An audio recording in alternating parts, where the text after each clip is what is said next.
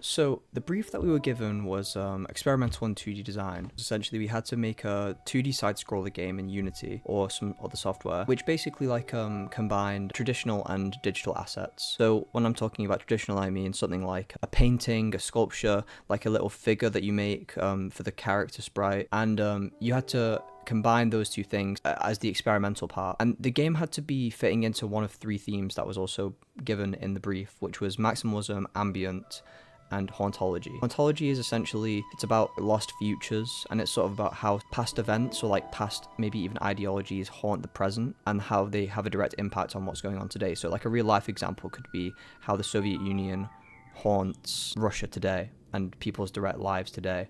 Someone could make a hauntological game about that. And typically they're sort of more creepy. Ambient, that could mean more relaxing. It could mean more simplistic in a way, but not like simplistic in a bad way, simplistic in calmer, less going on. And maximalist means as much as possible, and that could be gameplay, and all of these themes could apply to gameplay, mechanics, and we'd have to find a way to integrate it into our project essentially. The first sort of theme that really stuck out to me was maximalism, and the reason why is because I'd been taking an interest in sort of medieval history at the time, and one thing that I knew for certain was that medieval history and medieval people were big fans of sort of that maximalist aesthetic. They like dressing in flamboyant colors. They like having as much detail as they could in their churches, for example. And so this is what sort of inspired me to take my project in that direction. At that point, I'd considered doing maybe one that was ambient, maybe like a game that was tackling some sort of like mental health thing, so it was inspired by Omori, so like something to do with OCD, maybe. I ultimately decided against that, and I thought that's something that I decided on maximalism and the medieval aesthetic, because I thought it would be the most interesting to me. If it's more interesting to me, then I thought that I would make a better product overall and like have more fun and passion working on it, and overall just spend more time on it. From there, I guess I started doing some research. The first findings that sort of heavily influenced my project was what I learned from figuring out about religious maximalism. So not only these images sort of giving me detail on the way that it was physically represented, but also reading like articles about the way that religions perceive beauty as to be a higher form of God, like this one here. They influenced the style as well, because I was aiming for the maximalist aesthetic, and this let me have a window into how that was actually approached in that community as well. Another key influence was what I learned from ASMR historian about different roles, different positions in society, and the different sort of cultural traditions that go along with that. And so that directly played into concept designs for the different character types. And so you can see here all these commonly held positions in medieval times for the different characters in the game. So knight, executioner, merchant, and I had more as well. So this bishop here, and a scout, so meant to be sort of like a rogue or like a hunter, and also like a priestess who was meant to be a healer, or like a nun. Additionally, I learned about ancient Greek history from ASMR historian, and that helped influence the world building and the lore. Hollow Knight as well was a key influence, and this is how it sort of shaped part of my game. The game was very fun combat focused, sort of like Metroidvania. In my hypothetical full game, I wanted to take sort of similar combat feel, but also very much so I wanted to take a lot of the visual elements. So I wanted to have the exact same sort of style of perspective, sort of this orthographic perspective. And also I took a lot of inspiration from sort of the shape language, very clean, expressive, simplified shape language in a lot of these drawings here. I also wanted to take use of, they implemented sort of like big areas of black. You've got the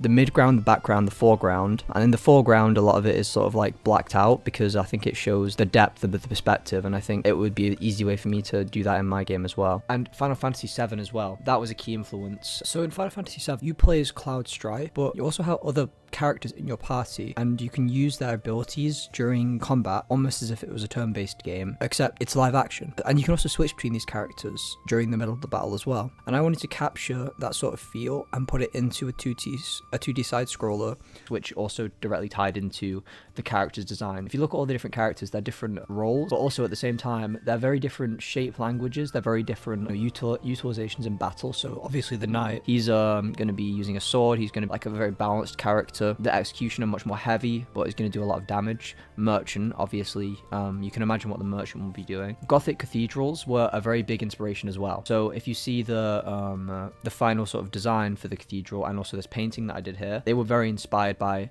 my visit to John Brown's library and the concept sketches that I did here, as well as all of the images that I looked into for different ideas on the color scheme and scale. While I'm here, I may as well show like the plan that I initially had for the way the whole like building was going to look. So I took measurements just to keep everything in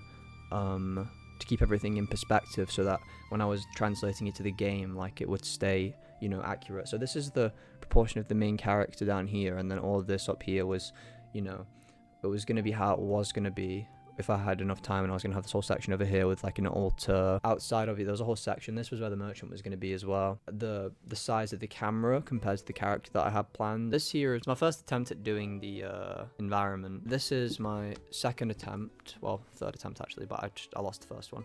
This is what I went with. I tried to take inspiration somewhat from Leonardo da Vinci, because I tried to like, you know, blend the stuff, but it didn't work properly. And this is what I scanned this in to the computer, and I was able to translate it digitally. These are the initial sketches that I tried to do for main sprite. So essentially the process that I tried to do was I used Photoshop as the medium to draw in, and I was using the Photoshop timeline to draw in different frames, and I had it in a very small canvas because it was meant to be a sprite for a game, so it didn't have to be huge and it didn't have to take up much storage. And so I started by trying to draw out each sprite, each frame, just straight away with all the detail, and I was having a lot of issues with that. And so in order to get over this, what I did is I basically did a little study of the Hollow Knight characters are on, and tried to do a really simplified body like this. So this is kind of what it was like, and so you can see here like the shape is like full and like it's all connected to each other. And so from here I realized that I was just overcomplicating it, and I realized that if I just redid it all based off of this little animation that I did here, then it would be a lot better. So this is what I ended up coming up with, and you know, it doesn't look all that complex, but it actually took me quite a while. This is what I ended up doing for the jump and the fall animation. This was the next character that I did, which was I translated the sketch of the executioner onto digital as well. What I did was I removed the background. It was a PNG now, and then I save it as a copy as a PNG, and then I just export it into the game. Here is the scout. I did the same process for him. This is the merchant, and so again, the exact same process. I have this potion here, and then when I want to change the color to make it a different type of potion, like mana for example, you just put a little filter over it. This is what I ended up making like the foreground in Photoshop, so you can see the patterns of the pillars here, and I did the same process here where I exported it by removing everything else, and it's the same here with the floor. I made this in Photoshop. This whole scene, I was just testing out what it would look like. Also drew this little table based on the sketches. This is so when you approach the merchant, the idea is that you are able to go in the shop, and this here was just I was testing the whole setting it up thing before I actually did the painting. This is the title screen that I ended up making. I made this in Photoshop originally, and then I put it into the game again by turning it into a PNG. And the idea is you click the button here and it goes straight into the game, and I made it a click, like, because I wanted it to be a PC game, so you click it with the mouse, and it's the same with the menu. You click what you want. So from the start, I've worked collaboratively as part of the overall development process, firstly in the research section. So during the visit when I went to the Drama's library, I went with my ex-girlfriend, who was my girlfriend at the time, and I asked her to use her skills in photography to help me capture reference images. And she captured loads, but I only have access now to these few that I put in my mood board. But these were so that I could have specific angles and close-ups of the specific details that I might want to recapture when I'm doing studies of the environment and preparing for the final piece. Additionally, I asked for help from Alex Portolecki from our class, with help from doing the concept for a character who was going to be a bishop that oversaw the church, and here are those drawings. I also worked in a group in the collaboration sessions to make a stop-motion animation as part of, I suppose, really the research and development techniques section, and that was with Alex as well, and as well Henry Files, and this is what we produced together.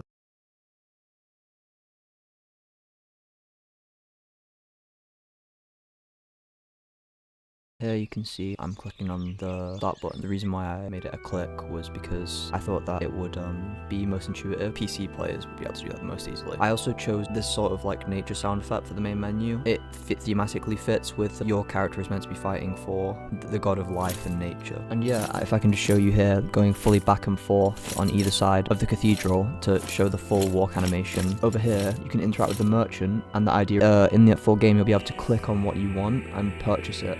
And so this area essentially is like a hub. It's sort of like the Lost Grace in Elden Ring. You can level up, buy stuff, switch out members of your party. And these characters here, this sort of big executioner fellow and this little scout, are different members that could be in your party. Sort of like I was talking about earlier with the Final Fantasy VII style combat. You've got an altar, a flower on top, which is in homage to the religion that is meant to be being worshipped here. And so the background is actually two separate layers to further create this sense of depth. So when I'm jumping up and down like this, you can kind of see the windows in the back are actually not part of the same painting that I did. That's actually a separate layer, which is digital, which is further back in Unity, and that moves around when you move. My project overall has ended in a decent position. In terms of strength, the project has a coherent and simple and readable art style with a variety of different assets, and I would say it's a decent quality. However, I would say that there isn't too much in the game, and right now there isn't much to do. The playable area is just one room, whereas I set out to create an outdoor section, and the existing room was set out to be extended and have an additional section. Additionally, I think the background, which is painted, isn't to the same level of quality as the rest of the level, a problem which I can solve in the future through identifying my weak points early on in the project and working on them and doing more studies on those specific weak points. I learned a lot about game engines, however, and animation, and how studios put assets together. I also learned that there are flaws in my personal approach to work. So like, I found that I was struggling a lot with perfectionism, which now I know to combat by settling for work that I'm not entirely happy with and moving on essentially, and just try to get something out, and if I need to come back later then I can. I think that my approach to research was too much. I think I did too much research, and I think that I felt too scared to start my project early on, and in the future I wouldn't do that anymore. I would just cut straight to it. I would do the research, and then when I felt comfortable, I might even start producing sketches while I'm doing the research, and that's a lesson that I'm going to carry with me until into the next semester.